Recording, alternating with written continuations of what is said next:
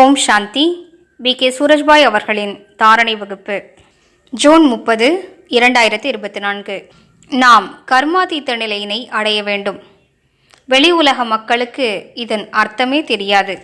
எப்போது நாம் தீய கர்மங்களை முற்றிலும் அழித்துவிட்டு அவற்றின் தாக்கத்திலிருந்து விலகி இருக்கிறோமோ, முக்தியடைந்த நிலையில் இருக்கிறோமோ, அதுவே கர்மாதீத்த நிலையாகும். அந்நிலையின் அடையாளம் என்னவென்றால், நமது கர்மேந்திரியங்கள் குளிர்ச்சி அடைந்த நிலையில் இருக்கும், விகாரங்களற்றவையாக ஆகிவிடும், நறுமணத்தால் நிறைந்திருக்கும். ஏனென்றால் கர்மேந்திரியங்களில் விகாரங்களின் துர்நாற்றம் இருக்கிறது. எனவே நாம் ஆன்மீக சொரூபத்தினை நன்றாக பயிற்சி செய்வதற்கு லட்சியத்தை வைப்போம். இதன் மூலம் கர்மேந்திரியங்கள் குளிர்ச்சி அடையும். நான் வேறு, இந்த உடல் வேறு என்ற பயிற்சியை செய்து கொண்டே இருப்போம்.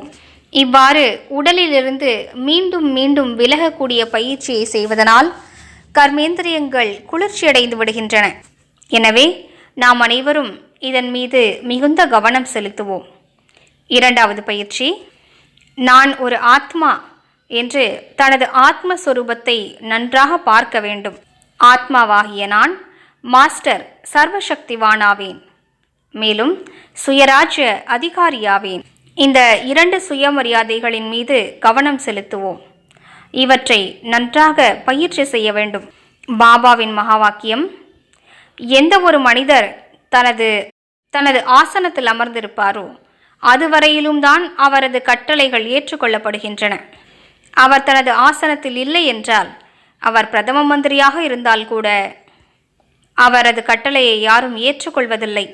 நாம் கர்மேந்திரியங்களை வசப்படுத்த வேண்டும். வெறும் குளிர்விப்பது மட்டுமல்ல, வசப்படுத்த வேண்டும். இதில் சூக்ஷ்மமான கர்மேந்திரியங்களாகிய மனம் மற்றும் புத்தியும் உள்ளடங்கும். இதை பகவான் தான் நமக்கு கூறியிருக்கிறார். பின்னர் நாம் காரியங்களை செய்வதற்காக பயன்படுத்தக்கூடிய கர்மேந்திரியங்கள் மற்றும் போக இந்திரியத்தையும் விகாரங்களற்றதாக ஆக்க வேண்டும், குளிர்விக்க வேண்டும். அவற்றை முற்றிலும் நமது வசத்திற்கு கொண்டு வர வேண்டும். நான் மாஸ்டர் சர்வசக்திவான். இந்த பயிற்சியினை செய்வதனால் நமது சக்திகள் விழிப்படைந்துவிடும். மேலும் நான் சுயராஜ்ய அதிகாரி என்ற பயிற்சி செய்வோமானால், அந்த சுயமரியாதையின் ஆசனத்தில் நிலைத்திருப்போமானால், கர்மேந்திரியங்கள் மற்றும் மனம் புத்தியின் தலைவன் நான் என்ற நிலையில் நிலைத்திருக்க முடியும். எனவே இவை நான் கூறுவதையே கேட்க வேண்டும். இந்த கர்மேந்திரியங்களிடம் பேச வேண்டும். நான் உனக்கு ராஜா ஆவேன், உனது எஜமானன் ஆவேன். எனது கட்டளையின்றி நீ எங்கும் செல்லக்கூடாது. எனவே முதலில் மனதினை நமது நண்பனாக்குவோம். மனதினை கட்டுப்படுத்துவோம். அது ஆங்காங்கே ஓடுகிறது. அது எங்கெல்லாம் ஓடுகிறது என்பதை முதலில் சோதனை செய்ய வேண்டும்.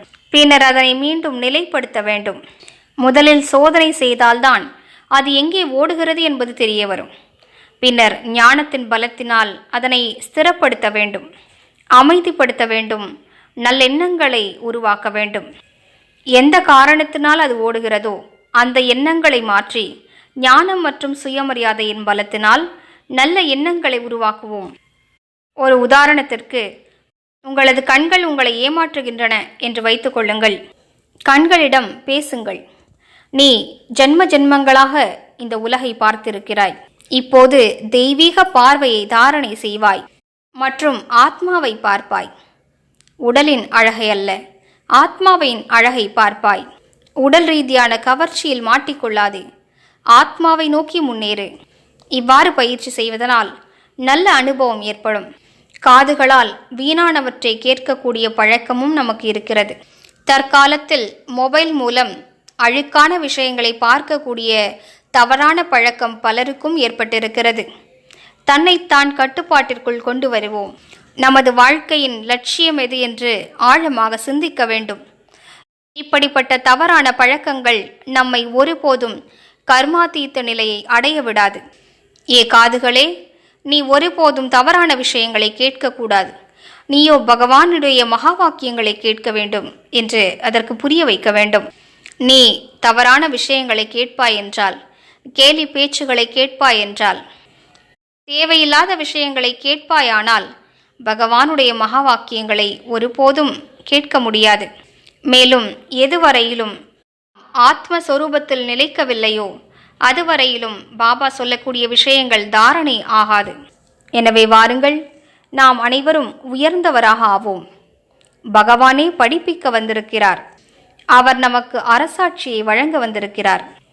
நமது முன்னிலையில் அமர்ந்து என்னிடமிருந்து என்ன வேண்டுமோ பெற்றுக்கொள்ளுங்கள் என்கிறார். எனவே அவரிடமிருந்து ஏன் நாம் அனைத்தையும் அடைந்துவிடக்கூடாது?